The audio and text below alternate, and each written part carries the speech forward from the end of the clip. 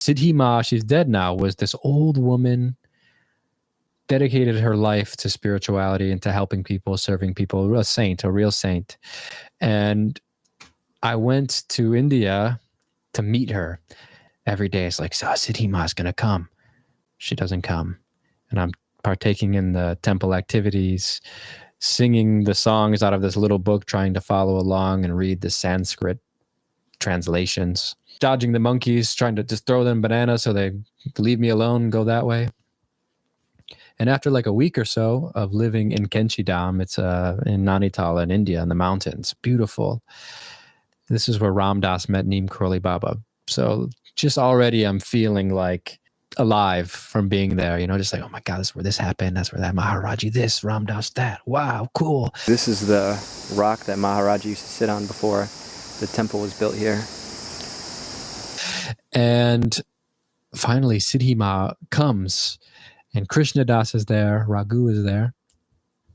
And we go and sing a song to Siddhi Ma up in this little room. And okay, we're going to go meet her. And I've been waiting for a week. So I had like this anticipation. And I never met like a sadhu or a saintly woman before. This is my first time in India. And we're walking barefoot. It's all hot outside. And then there's this white staircase. We walk up it, and then boom, there she is. It's this old little woman, all in pure white, almost glowing. People that have siddhis have a deep spiritual understanding, like spiritual powers.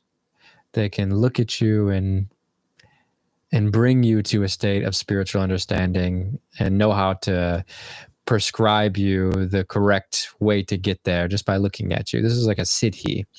Or like read your mind, or in the scripture, there's lots of crazy siddhis, like maybe even disappearing and really wild stuff.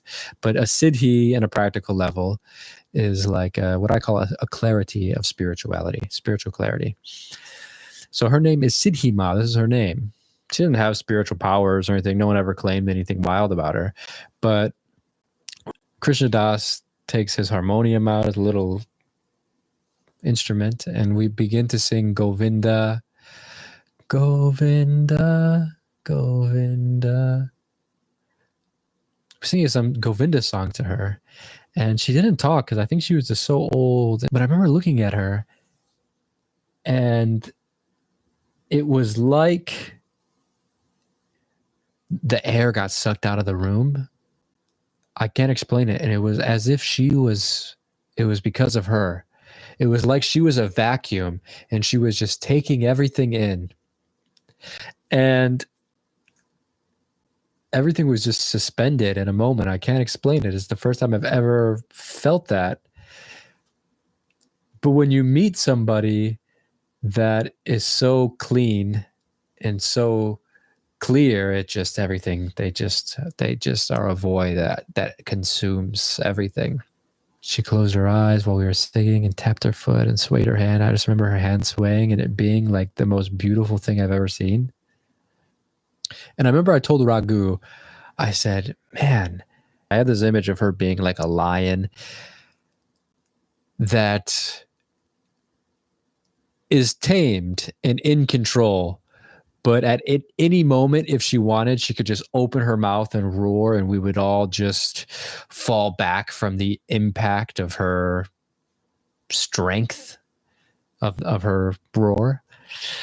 And he goes, you know what's so crazy that you say that is because Maharaji used to say she was like Durga, and Durga has a lion next to her.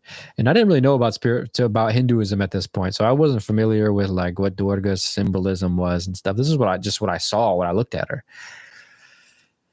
Siddhi Ma. It was really amazing to be there and to get to be there with Krishna Das and with Raghu, and to hear the stories about when Ram Dass was there and when all these guys were there. And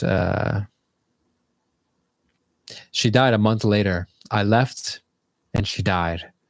It was such a great blessing to get to see her. I have a picture of her actually somewhere here on the wall. I should show you while I'm talking about her. I only have this drawing. But that's her. She was always in white like this. I understand now why they depict holy people with halos around them, because Siddhi Ma just sat there beaming like the sun. It's incredible. It's really incredible. And I've traveled India for many years trying to find somebody that has even a touch of that power. But never. I never. Bhavani Baba is the only other person I've met that has been able to, when he talks, his words become the feelings you experience. I've heard so many sadhus and babas talk about oneness and all the Burning Man fortune cookies. I've heard it all. But when Bhavani Baba says it, I know he's experiencing it, because when he says it, it has such conviction that I am able to feel it move through me.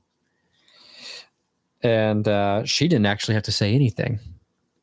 She didn't have to say anything. And to bring it all back to the original question, I don't even know if that person is still in this live stream. Spirituality doesn't require any psychedelics. It is sober. It is pureness. It is like a baby, a void of potential. That's why Siddhi Ma was like a vacuum. She took all your karma, all of the things, all your judgments, all your thoughts. You couldn't even think of anything around her. And it's like when you're looking at a newborn. What do you when you look at a newborn? You just see the awe of life. You just want that feeling of just, you want to squeeze it, right?